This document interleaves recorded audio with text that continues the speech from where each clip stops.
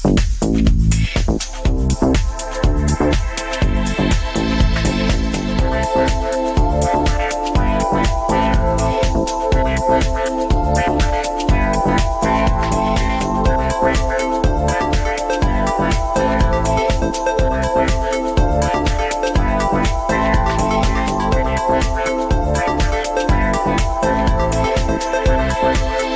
time for the Dugout Crew. Brought to you by the David 3000 Network, MVG Productions, and the 25. And now, here is the Dugout Crew.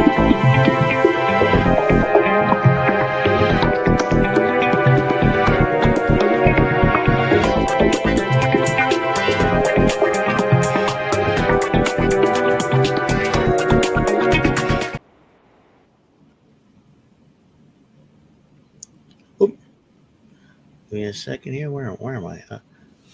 Here we are. Hey, hello everyone.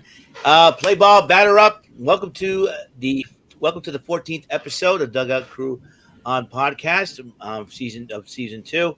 My name is Eric Liam. I am your host of the show, and joining me, making his return. Last week he wasn't feeling too good, was feeling very under the weather, but he is back, and looking forward to hear what he has to say about his Houston Astros. I've been hearing some good things about him. Ladies and gentlemen, Mr. Jesse Ortiz himself, Mr. Destiny and Change, Jesse Havoc. Jesse, how you doing, my friend? I'm doing good. A lot of things to discuss about the Astros and the possibility of getting let's just say a Toronto Blue Jay. Yeah. Well, you're kind of looking forward to what you had to say about the Astros. Unfortunately, once again, Joey Acacia for the third week in a row is unable to be here. He has a lot of obligations to do at back home. We wish him well for today. We miss him. Hopefully he'll be back next week. And we miss our wrestling. We miss our baseball encyclopedia, and hope he makes his return next week. I know it's been sometimes things can get tough sometimes, and real life stuff can take a precedence over some of the stuff we do just for entertainment and fun. But and sometimes we don't like to deal with real life stuff, but it is what it is. So hopefully we see Joey next week, and we do miss him. So we're thinking of you, Joey. So yeah, it's been quite the interesting baseball week, sports week. Couple of weeks, month of June, the hockey season and the basketball season is officially over. As you know, the hockey season recently, we have our Florida Panthers. The Florida Panthers have won the Stanley Cup, knocking off the Edmonton Oilers in a 7-game battle series, and I think that was a heck of a. We all thought they would blow it, but thankfully, if you're a Panthers fan, they did not do that. So congratulations to the Florida Panthers for that. Now we're gonna go with my executive producer, Mr. David St. Dennis. Always gives me the news. Always wants to know what's up in the news. So let's go on. And for the injuries to start off, the Yankees are going to be without one of their power hitters in the lineup, Giancarlo Stanton, placed on the 10-day injured list with a hamstring strain. That's going to hurt the Yankees a little bit, even though they have still got 3 guys that are able to hit the long ball, in Aaron Judge, Juan Soto, and Anthony Rizzo. And Angels pitcher Patrick Sandoval will undergo Tommy John surgery. That means the Angels lose another one for the season. Angels can't even catch a break right now. So I kind of feel bad for those Angels. Ever since they lost Shohei Ohtani to free agency, seems like they took on a downfall for the worse. It's building time in California, or I was going to say Anaheim. Yeah, it's a tough time in California. That's for sure. And especially speaking of California, San Diego Padres, Fernando Tatis Jr. has been placed on the 10-day IL with a right femoral stress reaction. Jeepers, that guy. I think ever since after that suspension, I think poor guy couldn't even catch a break. But yeah, he hasn't. He's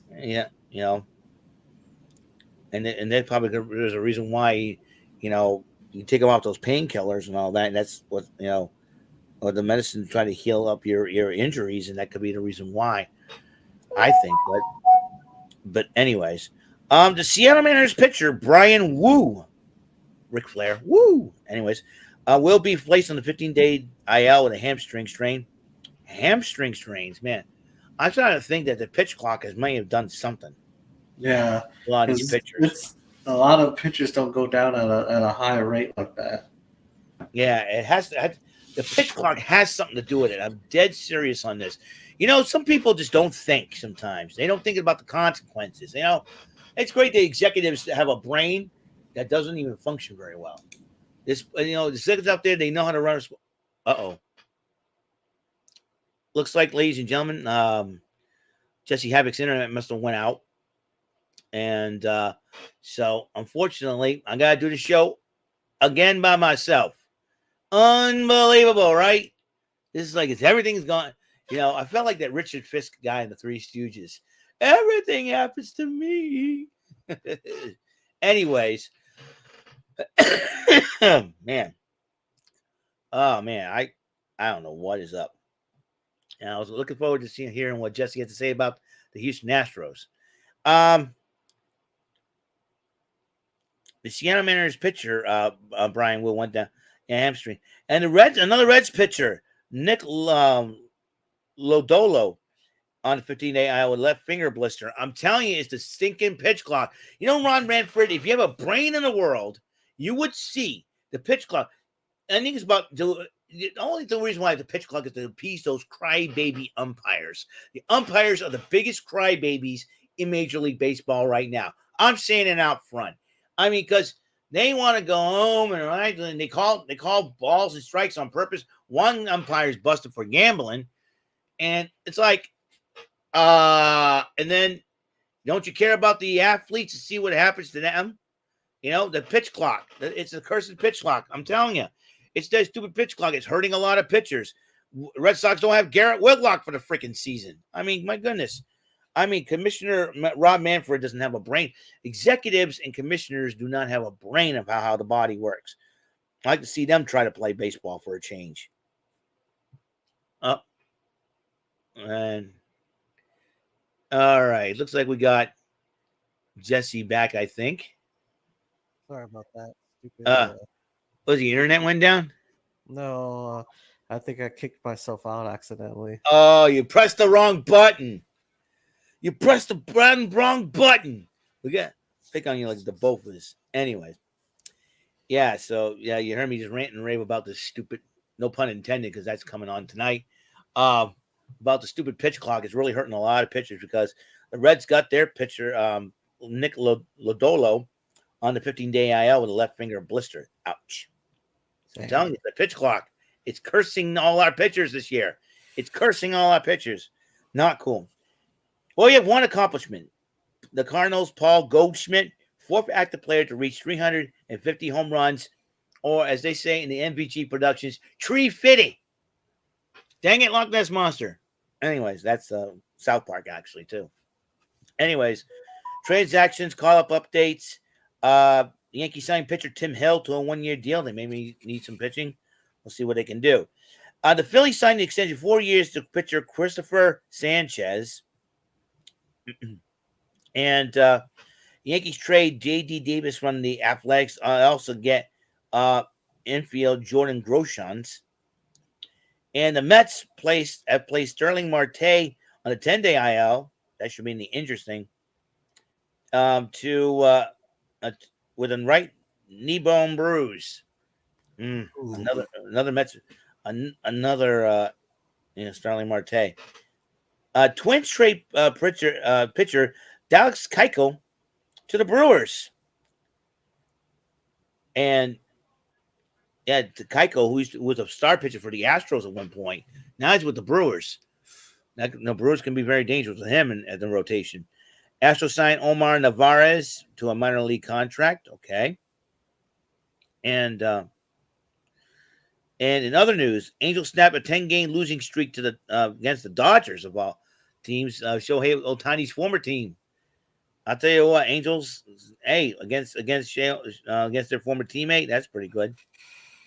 And Blue Jays number 2 prospect Orelvis Martinez has been suspended 80 games for PEDs. Oh man. Oh my goodness! And here's a statement from him: for the past 2 years, I have been trying to start a family with my girlfriend.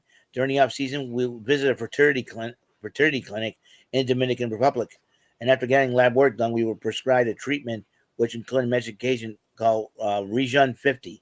Unfortunately, Region 50 contains a banned substance called clomiphene. We wanted to keep this matter private, even with our family, and trusted the doctor who assured us that this treatment did not include performance-enhancing drugs. Therefore, I made a mistake of not disclosing this to my team or the Major League Baseball Players Association. With that, I took full responsibility for my actions and accepted my suspension. I want to apologize to my teammates in both Buffalo and Toronto, the Blue Jays organization, and most importantly, the fans who have supported me during my career. I will learn this from experience and come back to the field in September. That's a long time. Yeah. Let's see. We're in June right now, so Oh, he's that's half the season. I mean, July's next week, so that's and finally, Mets closer Edwin Diaz. Here we go with the pitching again.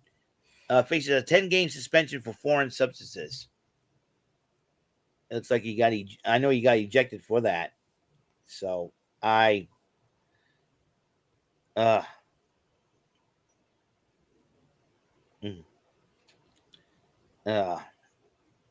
so that's it's gonna be I gotta tell you, I feel bad for the Mets. I really, really do. Yeah, we go in there tomorrow. And yeah, you would think they would do. They got JD Martinez. You think they got a chance? Pete Alonso, rumor has it he may be on the trading block. So if you only had Jason DeCanio here, he would explain to us what the bleep is going on with those crazy Mets. But he has left the show, so that's unfortunate, to be totally honest. So speaking of our teams, let's get at it. Jesse, you got a lot to talk about with those Houston Astros. What's up with them? Well, the Astros have identified Vladimir Guerrero Jr. as one of their top targets for a trade per sources. It will take a lot to land a player like him who will be a free agent in 2026, but he would bring a big bat and solve the first base problem. Wow. Vladimir Guerrero as a Houston Astro. I cannot picture that, to be totally honest. Me either. Not to mention they're gonna have to give up. They're gonna have to give up a few big players just to get them. You know, not the moldy hot dogs they have over there at the moldy hot dogs. Oh boy. Vlad is like a big. Well, he's batting 288 right now. Yeah. Anything else besides? We signed that guy to that contract. Let's see, and we pretty much we did pretty good. We've been doing pretty good. I'm checking out the standings here. Yeah, we swept the Orioles, which was that's big. That's big. The Orioles have been known to be a very tough team. And then we're going to beat the Rockies. Yeah. I mean, I'm looking at the standings of the American League West. The Mariners are in first place by 4.5 games over the Astros, who is in second place at 40-40. You got the Texas Rangers, the defending World Series champs, in third place. Angels in that place. Did you ever thought about that? You ever thought about the beginning of the season you would end up in second place ahead of the defending World Series champs? That's crazy. To see the Astros actually started to come back.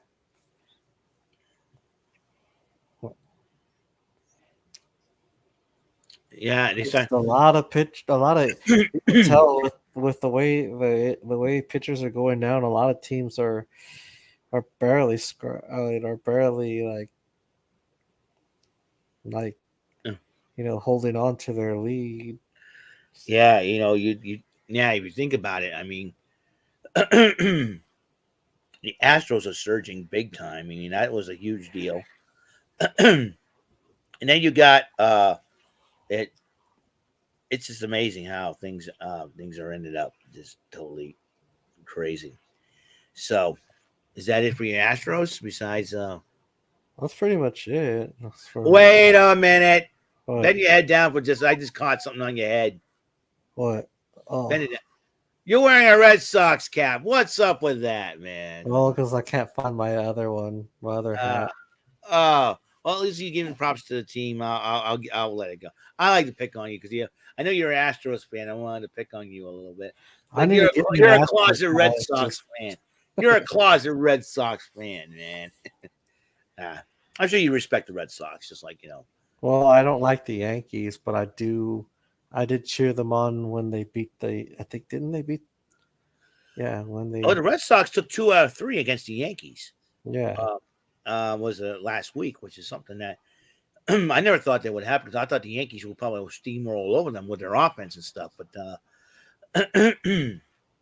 but hey, especially Sunday, that Sunday, June 16th game in the ESPN Sunday night, stole 9 bases against the Yankees. I was thinking their catcher must suck, you know. well, they're not doing bad. But the Yankees are still in first place, and that's That game against Toronto is suspended. yeah. Unfortunately, I'll talk a little bit about that for the Red Sox. I mean, is that Okay, it for your Astros? that's pretty much it. Okay, all right. We're going to go right now with the Astros here. I mean, the Astros, Red Sox. Okay, erase everything. Like I said, the Red Sox took 2. Now, when I was talking about the Red Sox being tested against the Phillies, I didn't expect this to happen. 2 out of 3 against the Phillies, and 2 out of 3 against the Yankees. That's not bad. A 4-2 record against those 2 teams at Fenway Park. And then we go to Toronto. Sox sweep the Blue Jays there. And then the Reds, 2 out of 3 against the Reds, which is amazing. And then the Red Sox and the Blue Jays did split the series. Red Sox won on a walk-off this past Monday. And then the Blue Jays won Tuesday's game. And yesterday's game, because there was a humongous rain. Oh, okay. Yeah. That's why he's been suspended, because it was a rain out, unfortunately. So they'll be making up. Time is to be decided. Then that means old friend Don Orsillo and old friend Xander Bogaerts, 2 old friends of the Red Sox, will be coming to Fenway for a 3-game series against the Padres tomorrow night at 7:10, Saturday afternoon at 4:10, and then Sunday afternoon at 1:35. And then those lowly Marlins. We can't say that we can steamroll around these last place teams. We cannot underestimate them, because they can really come up and bite you. And so we got 3 games. The Red Sox got a 3-game series against the Marlins to kick off July. And to kick off July, 2nd to the 4th, 6:40 p.m. on Tuesday, Wednesday, and then Thursday, July 4th game is at 1:10. And if I have to do it solo again, I'll probably want to live react to it if it's on TV. And then afterwards, and then and then you got the Yankees coming in for we go to the Bronx for a 3-game series, 7:05, 1:05 at Saturday afternoon. Possibly it could be a Fox game of the week. The Red Sox Yankees always air them different than Nesson. And then the Red Sox come back home to Fenway. We take on the Athletics for a 3-game series, 9th through Joey's gonna enjoy that. Yeah, Joey and I will probably hopefully he'll be back next week. Only 2 weeks to talk about that. And then we got the Royals. The Red Sox got the Royals for a 3-game series over the weekend of 12, 13, and 14. I think, and this will be the time when the Whalen City Festival here in New Bedford is going on at Butler Park. So I'm probably not going to see some of those games, but I'll probably so you got that. And then the Red Sox, Dodgers in LA 2018 World Series rematch after the All-Star break, because that's the Royals will be the last Red Sox will face before the All-Star break. And a lot of people have been asking about the All-Star, the All-Star, especially my main concern for a Red Sox representative, Jaron Duran is making a big bid to try to get into an All-Star game. As you know, I think the new ruling is each team must be represented. That's pretty cool. So Well, the Astros last year had a lot of players, but some of them didn't show. yeah. But to me, the Jaron Duran is making an excellent bid. I mean, I remember finding about this kid and he's the future, and he's shown it. All these homegrown players like Jaron Duran and Bobby Dalbec, and especially Rafael Devers, Sedan Rafaela, and Jaron Duran. 3 homegrown players have been doing phenomenal. I mean, Devers is the only one with a World Series ring right now with the team currently, besides his manager, I do believe. So it is a huge deal. I mean, it is a huge deal to see people like Jaron Duran and Sedan Rafaela making a bid. A lot of people are saying, there's reports saying that one person suggested if you want to make a run for a playoff spot or go beyond that, go after somebody suggested Pete Alonso for the Mets, because Masataka Yoshida is struggling in DH. I say put him in another position in the lineup to see if he can hit. You know what I mean? And I think because sometimes you move a batter, when you move somebody to another position, they'll do well. So, or if you play them out of position, or play them out, like playing another position. If the batting position in the lineup does not suit you good, you're gonna have to move him, or bench him and let him work on his hitting, because he hasn't.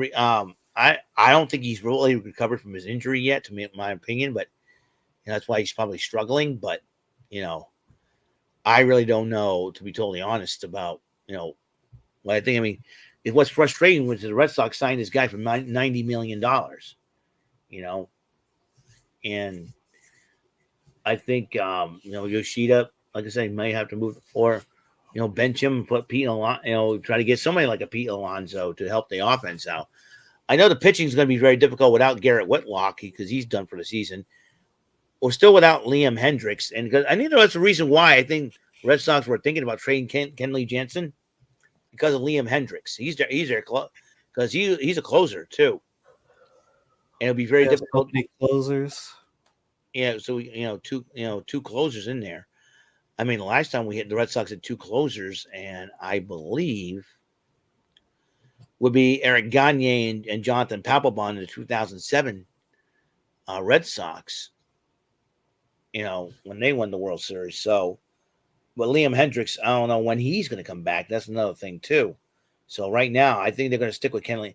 If the Red Sox are smart, they should stick with Kenley Jensen until Liam Hendricks is ready to make a comeback. Then worry about whether or not you want to retain Kenley in the off season. You know what I mean? It's a very, very difficult decision for the Red Sox to make right now. I know offensively, offensively, the Red Sox don't have to worry. They don't have a whole lot of power, but they have speed. They know how to manufacture runs. That's a big plus for the Red Sox offense. We don't have to go whacking the ball 500 feet and have somebody catch it on the upper deck of an apartment or something like that. Like you want to look where someone lands down the street, knows the ball lands in your car. Okay, how did that happen? You look, parked outside Fenway. Someone must have homered, that type of deal. So, yeah. So that's why that's what I got for the Red Sox, man. It's going to be. Well, since you weren't here last week, we talked a little bit about Willie Mays. I'd like to ask you, Jetsy, what does Willie Mays mean to you? I mean, as a baseball fan, You know, what do you think of when you hear the name Willie Mays? Legend, Hall of Famer. Yeah, I have to agree with you there. I mean, all those fancy catches he made. Like I said, so a lot of players wear number 24 in his honor. I remember Ken Griffey Jr. wore that number when he first came up with Seattle. You know, Man, 93 years old. He and lived a long, fulfilling life. yeah, I'll tell you one thing. A lot of people do miss him. I mean, like I said, Willie Mays has been, like I said, a legend in the business for that long. It's amazing um, how much of an impact he made. Especially, he doesn't, people want him to hit for power. I think what it is, just be a consistent hitter, and that's probably what Willie Mays is a consistent Yeah, hitter. dual threat. I mean, I read some of the stuff that his manager wanted him to hit home runs. Don't want him to hit home runs, just hit the ball. Don't be the hero and all that. And I think being the ultimate team player, I think a lot of people love Willie Mays. I mean, and he was the godfather of Barry Bonds, believe it or not. You know, and Barry Bonds, say what you want about the guy, but you learn a lot from Willie Mays, but apparently he has not learned how to learn the etiquette of the media from Willie Mays, and that's I think a lot of people don't like him, and it is you're talking about some of the outfielders back in the day, Willie Mays, Mickey Mantle, Ted Williams, and then later on in the 60s you got Carl Yastrzemski, Ozzie Smith. that's the 80s. Ozzie Smith. All these baseball legends, man. A lot of them that went on. Reggie Jackson, you know, um, a lot of players back in the day. I totally remember hearing about a lot of these players when I was starting to be a baseball player and reading about them and collecting Beckett Baseball Card Monthly magazines when I was a kid. Remember those Beckett Baseball Card Monthly magazines? Sports Illustrated had those trading cards too, as well. Yeah, it's Those what's ones you could just punch out. I just subscribe to Sports Illustrated, but if just in case people ask me, all right, when it comes to the swimsuit issue, my mother made sure that I don't look at the swimsuits, but that it is what it is. But so yeah, all the baseball card monthly magazines reading Sports Illustrated about some of these legendary players like Willie Mays, Willie McCovey. Oh yeah, that's what I'm looking at right now. Willie McCovey. Willie McCovey, Mickey Mantle, Roger Maris. You're talking about Ted Williams. I'm trying to think of the top of my head. There were a lot of legendary players. Jackie Robinson. Yeah, Jackie Robinson. Reggie Green. Joe DiMaggio. Joe DiMaggio. My fat fingers will not let me write. Bobby Bonds, another one. Barry's father. I think Barry and Bobby are now the all-time home run father and son home run kings combined. You combine their home runs together,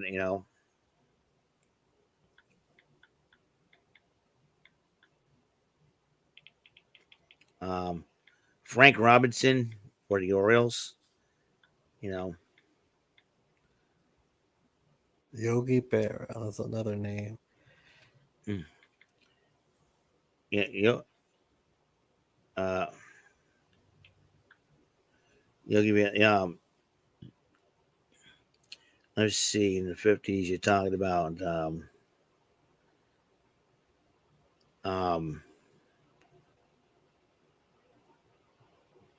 I'm trying to see.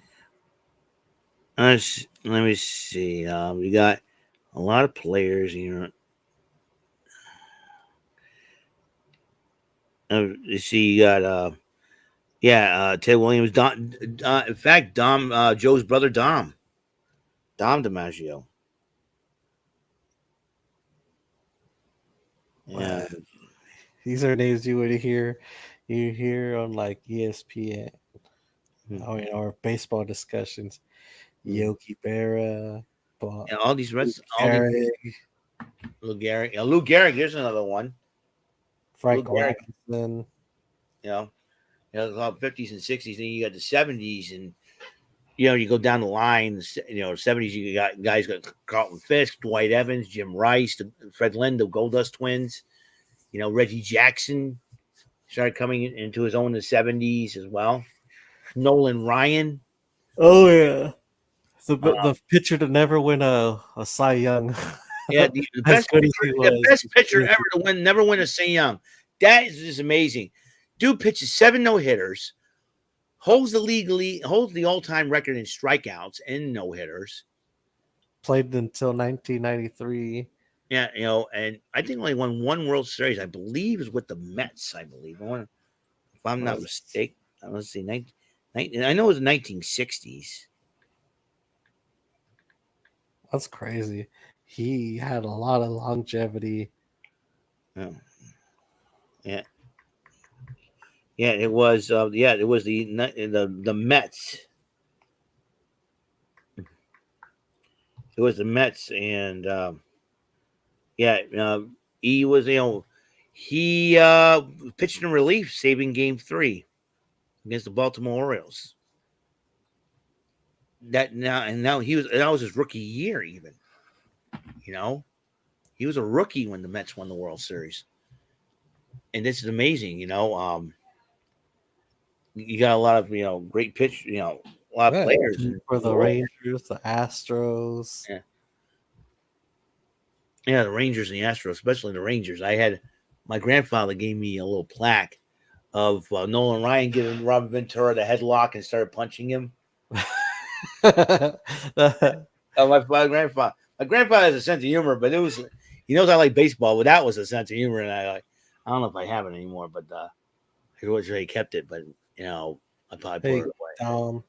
Hey, Godfather Dom, what's going on? How you guys? How you doing, Godfather Dom? Hope you're doing good. Yeah, it's amazing about how how Willie Mays is impacting a lot of these players nowadays. Oh, yeah. No Joey again today. Yeah, he has some obligations at his house, so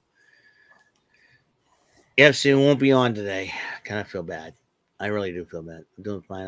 I'm doing good. I'm relaxing now a little bit. Me and Jesse discussing a little baseball.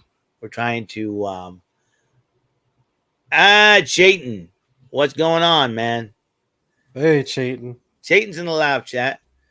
He wants to know what's up. Today marks 30 years since the infamous moment between Texas Rangers pitcher Nolan Ryan and Chicago White Sox Robert Ventura.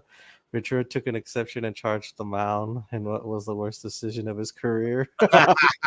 Yeah, imagine a guy who could still fire strikeouts. I'll be on low, just kidding. Chayton, you're good. Anyways, yeah, that whole thing with Robin Ventura and Nolan Ryan, dude. I was like, you feel like you're watching a baseball game and WrestleMania breaks out, Yeah. And the way Nolan Ryan just headlocked Robin Ventura and started punching him in the head, it's like, yeah. The Red Sox have been doing pretty decent, Godfather. They're in third place right now. They had a game against the Blue Jays suspended, and we got the Padres coming in. Old friend Don Arcillo on the mic, and Xander Bogaerts. So this is going to be very interesting to see how, if Bogaerts gets an ovation at Fenway Park. That's another interesting situation. Don Arcillo, how's he going to be received? Because a lot of Red Sox fans do miss him and Remy. When Arcillo and Remy, man, if you type in, you go on YouTube, type in Nessens, Arcillo, and Remy, I can guarantee you there's lots of funny stuff you probably wouldn't see during like a normal Red Sox broadcast. Like the Red Sox have a huge lead and all that, and And some fans, those fans need to watch themselves sometimes too. You know, you got there was one incident. I think the Red Sox were playing against the Orioles, and they were like fans. There was like four young people, like I don't know, college age, something like that. And it was like to a couple of it was two couples, two girls, two guys. Each guy had a girl. One of the guys grabs his girl's boob, and Oh, that's so disrespectful. no, it was like I think he was like trying to touch them. When he accidentally grabbed the boob and all something like that. I think that was like I think it was his girlfriend or something like that. You know, but because they were all, and I think they were all like double dating and let's go see a Red Sox game. You know, and so I think he must have accidentally. I think it was an accident that he did that. I don't know if he was trying to, say something. All of a sudden, total silence at that broadcast, and Don Orsillo tried to make out Nick Markakis, and he couldn't do it without laughing. And he's like, I thought this was supposed to be a family show, you know. And then you got the whole Pizzagate thing, where Red Sox are playing against the Angels. I believe it was on Memorial Day back in 2007, and and I think Garrett Anderson was going for a foul ball, and I forget it was a JD Drew to hit the foul ball or something like that. And they all thought they were one of the fans. Somebody thought the fans were interfering with the play, so one fan grabbed a pizza, tossed it out, and Donald Stone and Jerry Remy, until after the commercial break, had no idea what happened until when they came back.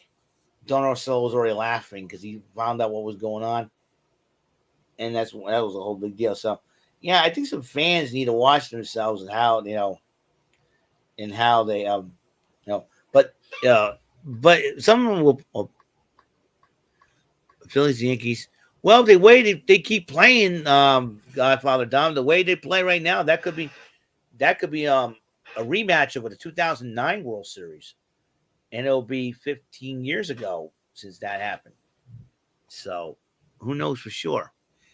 And like I said, I told remember some great fan moments though too. That they were like pure moments and fun moments. Without there was one where I think a couple of girls were, watching the Seattle Mariners game, and Ichiro tried to catch a foul ball and missed it, but he accidentally ran into them. But he's like patting one of the girls, going, "You okay?" And then the girl got all excited. He touched me. Ichiro touched me. Oh my gosh! I gotta text everyone. And she was like really excited, but she was like freaking out, like one of those teenage girls watching a boy band. Yeah. That was funny. I was like, it's pure. It's a real cool thing, but at the same time, because she got excited because probably it was her favorite player. Who knows? And she's like, I'm texting everybody. I'm telling everybody, And there was some major league players out there. They do some good things for fans. There was a little girl wanted Joey Votto to do a TikTok with her, and he did that with her, which is so super cool. And there was another one where one girl, a little girl, was watching, and Joey Votto got ejected in the first inning. Oh wow! And she started crying. She was very upset, and then I think he gave her a bat and a signed ball that says, "I'm sorry I couldn't play today," which I thought was really sweet. He felt really bad, so he got a chance to interact with her and all that, which I thought was really super cool. I mean, there's these pure moments in baseball. And baseball's a fun sport. People say, "Oh, it's a boring sport. It's too slow." And like I said, sport great. You could spend as much time away as you want. Yeah. And if you're bored, you can just leave the game. Yeah. If it's a huge lead, or if you want to witness history, because sometimes you never know what's going to happen in a ball game. You can witness history in the make. First game where we were playing badly and we won at the last minute. I mean, you're talking about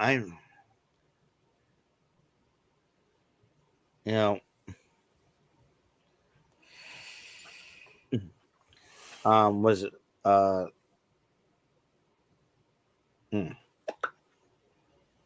always find out what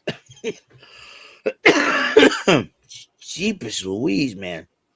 Anyways, you're talking about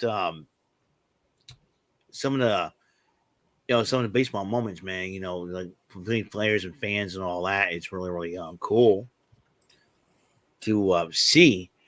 Especially they did something. Saw this on YouTube the other day. Fam Jam softball game when Willie Mays passed on. It was some of the coolest things you ever seen. Is like everybody getting together and just paying tribute to Willie Mays and just having fun and playing the game. Celebrities from other sports, celebrities from internet influence. A lot of people I haven't heard of.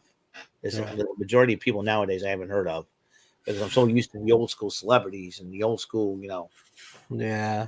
and actors and actresses, and they've all moved on. But at the same time, they know a lot of them have respect for Willie Mays and how much he meant to the game, and it's it is something that baseball has as a whole. Like I love baseball. It's fun when you play video games, baseball as well, because there's games out there you can make up your own teams like you have and make up your own players and all that. You get a little strategize. Okay, who do I want to play this team, or what team do I want to name this team? Okay, like I have I had a team of wrestlers from Raw, wrestlers from SmackDown, NXT, TNA, AEW. I got a team full of my former Ruby Tuesday co-workers. I got a team full of friends of my church that I go to, past and present. Ruby Tuesday co-workers. And from the past. I want to honor that. One time I like an all Red Sox team, like legend teams. Best Red Sox pitching staff. Do I have MLB to show? I think I do. But I'm not going to dig it out now because last thing I'm going to do is mess with everything up in this room. I do have, I think MLB to show. I think 6. I think I know a Red Sox player is on the cover. I believe David Ortiz was. And like I say, I think the Red Sox picking up David Ortiz was the best thing they ever did. Yeah. But they had to sacrifice some players to make sure he gets some playing time, like Shea Hillenbrand. I'd never thought the Red Sox. He was one of the. I think he is one of the homegrown players. I'm not so sure. I think he started off in the Red Sox farm system with Shea Hillenbrand. Probably was struggling. Figured let's give David Ortiz a chance to see what he can do, and rest they say is history. Man's a legend. A lot of So yeah, baseball is a fun sport. Probably one of the most fun sports to play. Sometimes people think it's boring. I'd rather pick baseball over golf any day of the week.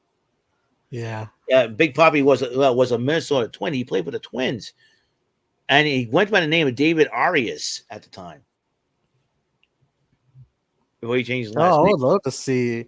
It's fun to see like influencers interact with baseball, like Jenna Bandy. That girl's got a cannon for an arm. Yeah. If you see her on YouTube, she holds a Guinness World Record for throwing a football. I'll tell you one thing: if women want to play the sport of baseball, let them. That's what I say. Well, in MLB The Show 24, women can actually do Road to the Show. Yeah, it's like imagine them firing 100 miles per hour fastball and embarrassing somebody like Vladimir Guerrero. That was a strike. You probably looking going, what did I do to deserve this? And just walk back to the. Imagine taking that walk of shame. Hey, Cypress. Well, how was? What's going on? People are watching. People are chatting. I like this. So, baseball is can really bring people together. Oh, the Tennessee Volunteers won the College World Series. Congratulations to them. The Volunteers won the alma mater of Peyton Manning. Well, Tennessee Volunteers won. Hey, Brady, eat that. Peyton Manning, that guy's hilarious. And he should do comedy. have his own sitcom. I remember when he was. I remember that episode of Saturday Night Live. I was Yeah, like, yeah. that shit was. Excuse me. And then he did that. He did that commercial with Tom Brady. Which I gam gam. Tom Brady. Tom Brady knew that was you. Oh, it was hilarious. But Peyton Manning's got a knack for comedy. He should do his own talk show, man. And the most.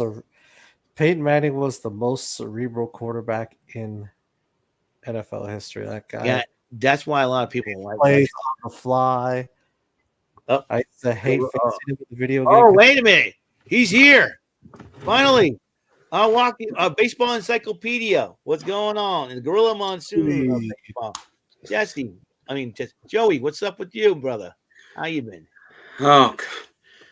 The weather report said it's supposed to be 109 next Saturday, and they changed to 94. I've never seen so much sweat come off my face. Oh, my goodness. It's just like, how hot is it going to be? Hotter than this poor man in his part of the woods. Yeah. Yeah. How is it hot up there in Texas there, Jess? Oh, right now it's 98 degrees, but it's probably the heat index is probably gonna make it feel like 108 right now. I can imagine how Romy's gonna feel in Arizona, for goodness sakes. That's a baked potato there with all the fixings. There you go, baked potato with all the. No wonder why he's been feeling frustrated about Blue's Clues and Big Bear in the Blue House and all that good stuff. It's hilarious, man. So that means I'm in New England, so I got the cooler part. Yeah, that makes you the polar bear. Yeah. Well, actually, the Worcester Red Sox have a mascot called the Polar Bear. The AAA. Yeah, no, that I like their mascot. It's actually really nice. Yeah. Did you guys talk about the Michael Kay incident recently? Michael Kay incident? No, we did not. No, talk about that. It involves the Mets and SNY, and the Yes Network and everything. Yeah. There was a big problem that Michael Kay had with the SN Network, which is South New York, The Mets broadcast with Gary, Ron Darling, and Keith Hernandez were called the best broadcast booth in baseball. Mm. Then they've been ranked the second most likable bunch as far as announcers. Michael Kay goes on his show and says, well, they ran the ad, but you don't have to say that. You don't have to say that. He's acting all immature about it. And even his co-hosts on the show are saying, what are you doing? They're running the ad. You don't have to be like that. He's like, why? You think I'm being some spoiled brat or something like that? You don't have to act like that. I don't care if it's the rivalry or what. You don't act like that. You're a 63-year-old man. You're a grown man. You shouldn't be acting like a child over a bunch of guys being called the best broadcast booth in baseball. I think Gary Cohen's a fantastic announcer. He knows what he's doing. He's very articulate. Ron Darling, who was also a player for the Mets, the A's, and a couple other teams, he knows what he's talking about. He's a baseball mind. And Keith Hernandez, he's got a fantastic mustache, which raises him above all.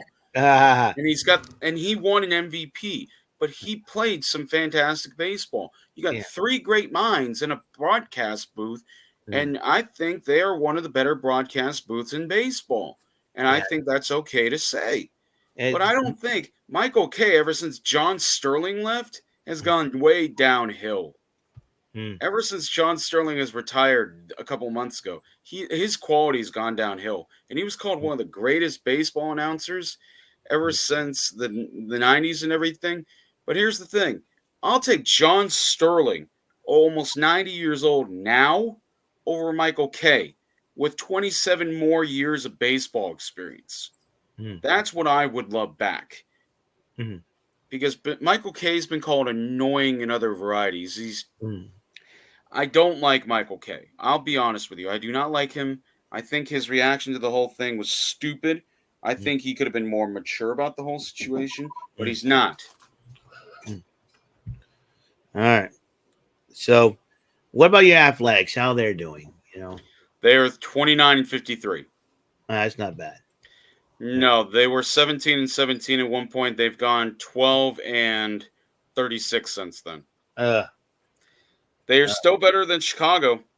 Yep. No, that's Because the most important thing. that was one of the worst things. Was I don't know if you saw this, but it was Garrett Crochet was on the mound. He comes to the set position.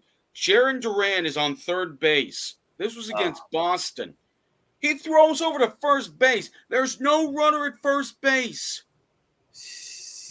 He threw to first with the runner behind him. That's how bad. And I know the A's were like 10-50 at one point last season.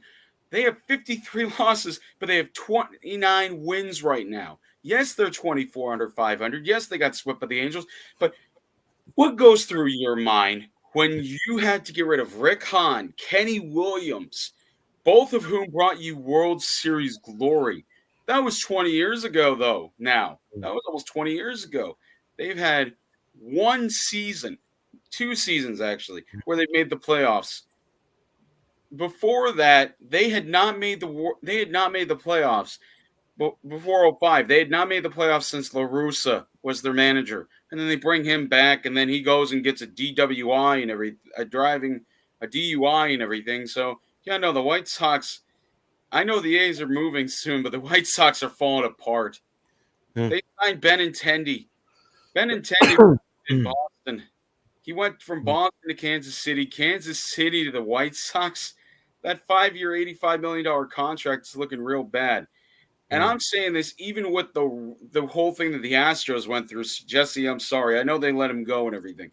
But still, I know. The Abreu contract is nowhere near the worst contract that's currently happening right now. Yes, the Astros owe him money. Benintendi has been performing so underwhelmingly in his first 2 seasons. It's making Jose Abreu look like he's still in MVP fashion. Like he's still hitting like an MVP. Because they've got Luis Robert Jr., Eloy Jimenez, and all those guys. They had Tim Anderson. But guess what? Tim Anderson's now with Miami. And the last time he had a big hit was when Jose Ramirez knocked him down. Yeah, no.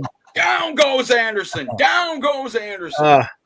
Yeah, I see what you mean. You know, guys with big contracts struggling, like Yoshida for the Red Sox. Well, Yoshida, I'll give Yoshida credit. He's been hitting the damn ball, regardless of how he's been doing. That is a hard translation because you think of guys like Ichiro, Hideki Matsui, Akinori Imura, Kosuke Fukudome, all those guys that come over here and have to hit, excluding Ohtani and Ichiro, because Matsui was a killer hitter for years. Yeah, but it's hard for these guys to translate from the KBO, the MPB, and come over and everything. Right. It's very, very hard on these guys. Yeah. Because imagine that. The average fastball there is not as high as it is here.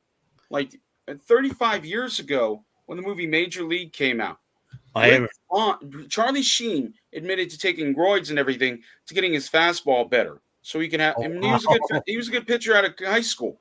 His fastball clocked at 85 miles an hour. I found this out the other day. 85 miles an hour. The average fastball in the 80s, in the last year of the 80s, was 87 miles an hour. Now, it's up over 95, 96 miles an hour. It's the fastest it's ever been. Yeah. But I can't imagine that because in Japan, they've got all those forms and everything that they use, all these unique pitching motions. You've got to track the ball. Here in America, you've got to deal with so much worse. Oh, yeah. You got to deal with guys like Nestor Cortez and his funky motion. Yeah, what the heck is that all about, Nestor? Oh, man. Just pitch this thing because the one that I think of that was the most unique was Hideo Nomu going behind and having his back face the batter and everything. And you got Chad Bradford, who used to scrape his knuckles. They used to show his bloody knuckles and everything. I think the Red Sox had him at one point. Yeah, the Red Sox did have him right after he gave up the home run to Manny. Yeah. Number 5, he gave up 500 to Manny. I don't know if you remember that. Yeah, I remember. Hey, you helped Manny ring Rick. Well, come on over and pitch for us. There was this one guy. His last name was Watatumbe. And he pitched in Japan. He pitched so low to the ground and everything. His arm came back like this. He had to wear a knee pad on his right knee because his knee would slide across that pitcher's mound. Sidewinding submarine style. Sidewinding submarine. But Oh man, the most unique thing that'll ever happen. I know I went off topic and everything, and now I'm that's just okay. No, no, spilling out baseball knowledge. But no. there's Listen, only make been it up. ever 3 weeks. three pitchers to ever switch pitch. Yeah. It's a rarity. Greg Harris did it in 1995 for the Expos, and I would love to have one of those gloves, but I don't have money for that. But it's a 6-finger glove, so imagine this. Yeah. I'm not playing peekaboo, by the way. Oh, But it's a 6-finger glove where it has this big pocket like a baseball glove would have. But it's got the ability so you can turn your hand and everything. You can flip it over, oh yeah. and you can use your left hand or you can use your right hand. They have those specifically made for a switch pitcher. But the most successful one was Pat Venditti, and he was the one who had that whole thing in 2008 where it was the Yankees, where he's pitching for the Yankees minor league system. I think it was either Trenton or something like that, or Wilkes-Barre. But he was switch pitching, and the switch hitter was at the plate, and he was going left, right, left, right, left, right. And they finally came up with a Pat Venditti rule, which means you've got to declare which arm you're going to pitch with. You're going to pitch left-handed to a batter. You're pitching left-handed to the batter. You're going to pitch right-handed. You're going to say, I'm going to pitch with this arm. I'm going to pitch with this arm. And he could switch left-handed, right-handed, left-handed for the batter. That is his own advantage. If you have your own rule written about you, you are advantage. You have your own advantage. But if I look up Pat Venditti right now on Baseball Reference, his career wasn't as – he only pitched 6 seasons. He hasn't pitched in 4 seasons. But in those 4 seasons, he didn't get to the majors until he was 30. He pitched for the Yankees. That was his rookie season when he was 23. He, as a whole, he went 1-0 in his very first season in all of baseball. In the minors, he went 1-0, 0.83 ERA. But as a whole, he did not pitch well. He pitched for the A's in 2015, got his first in only 2 major league wins and everything. He only pitched 61 games in the majors, but he did something nobody's ever going to do again. He managed to switch pitch and do it on a consistent basis. Yeah. He was throwing like 85 to 87 with the right arm, and he was throwing 79 to 86 with the left arm. You don't see that now because imagine someone's a switch pitcher, but they're a flamethrower. Imagine that. You have to pay for both arms. You have to get arm insurance. Oh, jeez. Yeah. But I can only imagine that's a multi-million-dollar endeavor. That's why Hollywood stars get their insurance. Yeah, I can only imagine how much it is for Gene Simmons' tongue. Only you know. Yeah, I'm looking at Pat Venditti right now. He pitched for Oakland. That's how he started off. Then he went to Toronto, Seattle, Dodgers, Giants, and Marlins. Yeah, no, he had somewhat of a decent career because, yes, he didn't pitch very often, but 61 games. He could have done a lot worse. His career, he pitched underneath his FIP. He was very good with the A's. That was his biggest success was with the A's. 26 games. And one of his first games he pitched was against Boston in Fenway. So Fenway will always be a part of history. Oh, yeah, definitely.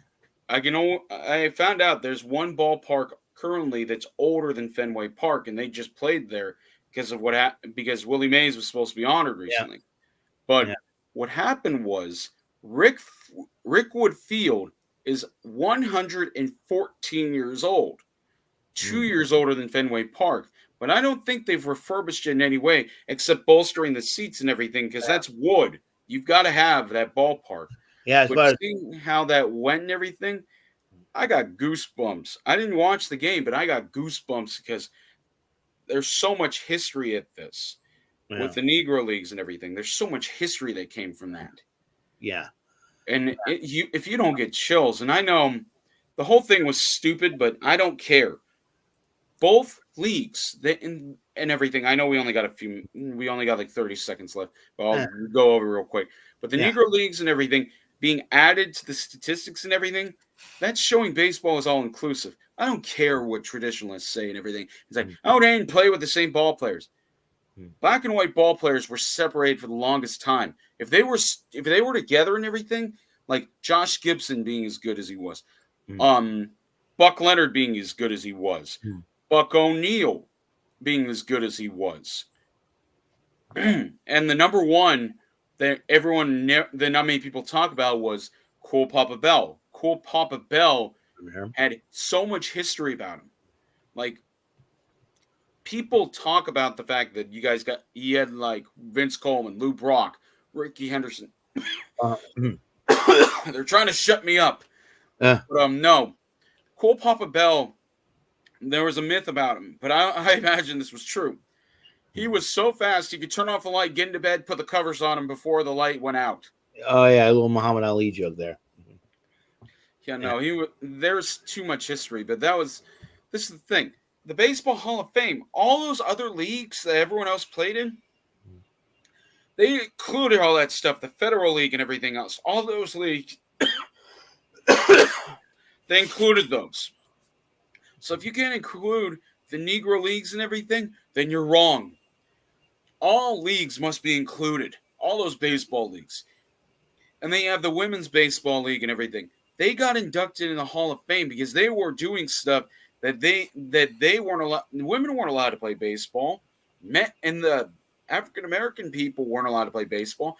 Even then, if you were Hispanic, they didn't want you playing in baseball back then.